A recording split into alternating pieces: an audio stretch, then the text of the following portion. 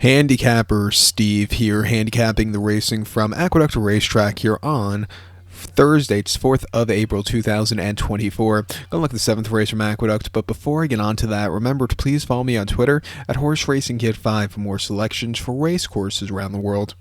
And I mean it around the world. Let's look at the 7th race here from Aqueduct. Tuesday, Wednesday, Thursday. We've gotten a lot of rain here in New York this week. Usually opening day of the turf season here in New York would be this week. Good thing there's no turf racing still for another 2 weeks because we'd be rained off the turf all weekend with the amount of rain we've been getting. But with that being said, 7th race is still a good race. Great Wood Memorial Card Saturday. Make sure you join me for that, by the way. But the 7th race from Aqueduct, it's allowance optional claim purse $88,000. Race 4-year-olds and upwards, which have never won 18,000 3 times. With the main claim starter, state bred allowance racers never won 4 races here.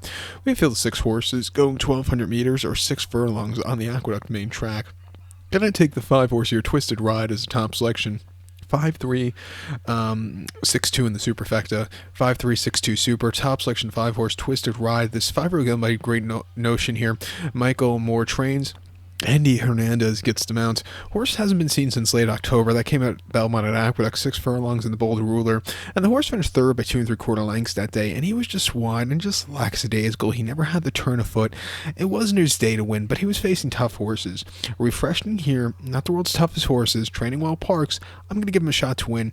I thought he ran terrifically in the Maryland Million Sprint at Laurel, 6 furlongs, 14th of October. He finished second by 5 lengths. The winner was a go-away winner that day. His horse had a troubled trip down the backstretch, but after all said and done late, he got around the race course okay.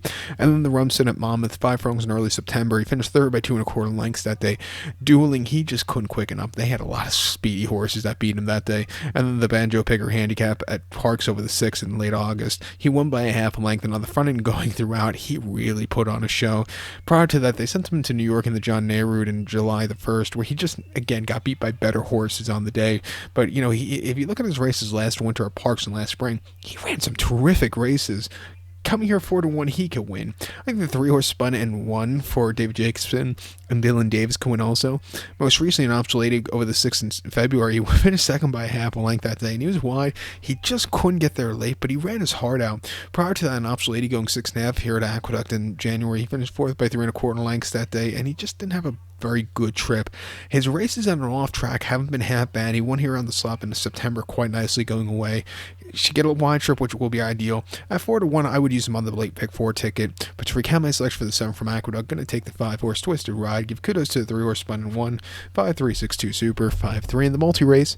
So good luck to all. Please follow me on Twitter at HorseRacingKid5. Good luck.